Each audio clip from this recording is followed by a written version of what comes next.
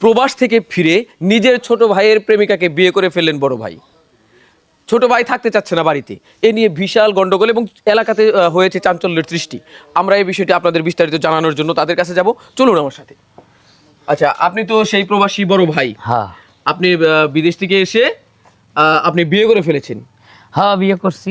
কিন্তু এরকম শোনা গেল যে আপনি নিজের ছোট ভাইয়ের প্রেমিকাকে বিয়ে করেছেন, কিন্তু নিজের ছোট ভাইয়ের প্রেমিকাকে বিয়ে করা আপনার কতটুকু যুক্তিযুক্ত হয়েছে বলবো?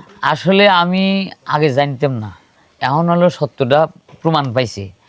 বিষয় হচ্ছে যে আমি যখন বিদেশ ছিলাম তখনই নাকি ওর সাথে ওর সম্পর্ক ছিল।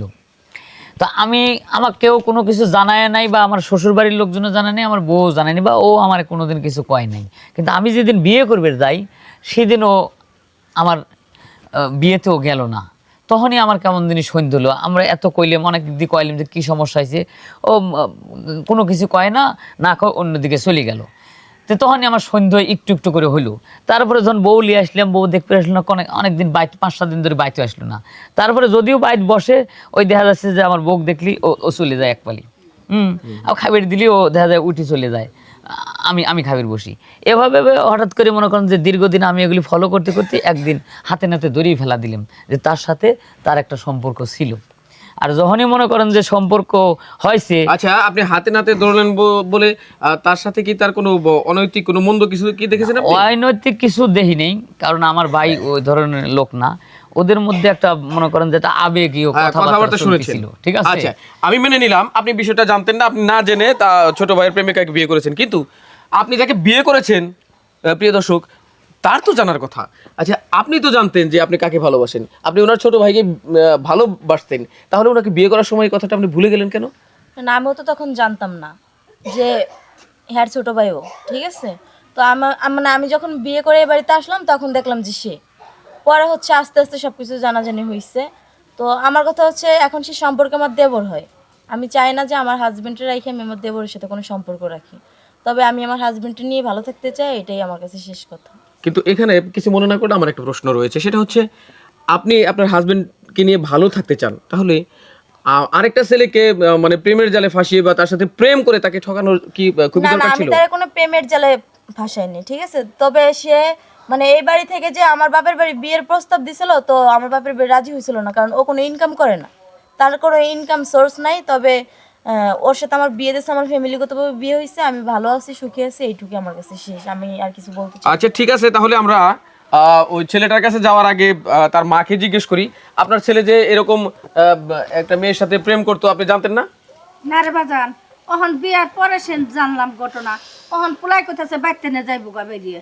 অহন বড় পোলাই যখন বিয়াটা করিয়াই ফেলাইছে, অহন যখন ওর ভাবি হয়, তাহলে ও যখন বাইতে নিয়ে যাইবার চাইতেছে তাহলে খালি যাই গে। এত বেজাল বোঝাল আমার বাজান ভাল লাগে না। আমি নিজে আদা মারা। হ্যাঁ বুঝতে পারছি, অনেক অশান্তির মধ্যে আপনারা রয়েছেন। আমি হ্যাঁ এখানে আসি। তাই ধরে না।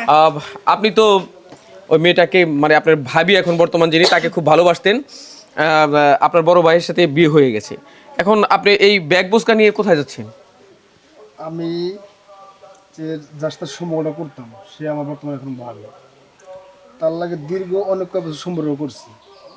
আমার ভাইয়া তাকে বিয়ে করে নিয়ে এসে আমি তাকে কেমনে ভাবিটা বলবো, আমার সেই দুঃখে আমার অন্তরটা ফিরে যাচ্ছে। আমি এই বাড়িতে থাকবো না, আমার থাকার কোনো প্রশ্নই আসে না, কারণ আমার চোখের সামনে ঘোরাফেরা করবে এটা আমার সহ্য হবে না, সেজন্য আমি বাড়িতে থাকবো না।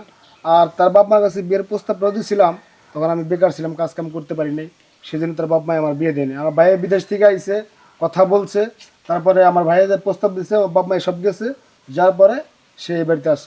আমার সামনে যে হাইটে পেশা কথা বলবো আমার একটু ভালো লাগবে না, আমি আপনার সাথে কথা বলতে চাই না ভাই, আমার মনটা অনেক খারাপ। হ্যাঁ বুঝতে পারছি আপনার কষ্ট, বুঝতে পারছি। শুনুন একটা কথা আপনাকে বলি, নিয়তির বাইরে কেউ কখনো কোনো কিছু করতে পারে না, এটা আপনার নিয়তিতে ছিল।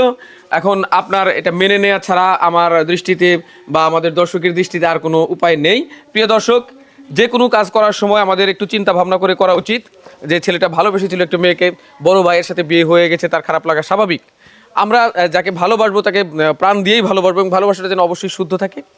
আমাদের ভিডিওটি যদি আপনাদের ভালো লেগে থাকে তাহলে অবশ্যই আমাদের মতামতের মাধ্যমে জানাবেন, কমেন্টের মাধ্যমে জানাবেন। আর পরবর্তী ভিডিও আমরা কী ধরনের ভিডিও করলে আপনাদের ভালো লাগবে তাও জানাবেন। পাশে থাকবেন আশা করি। আল্লাহ হাফিজ।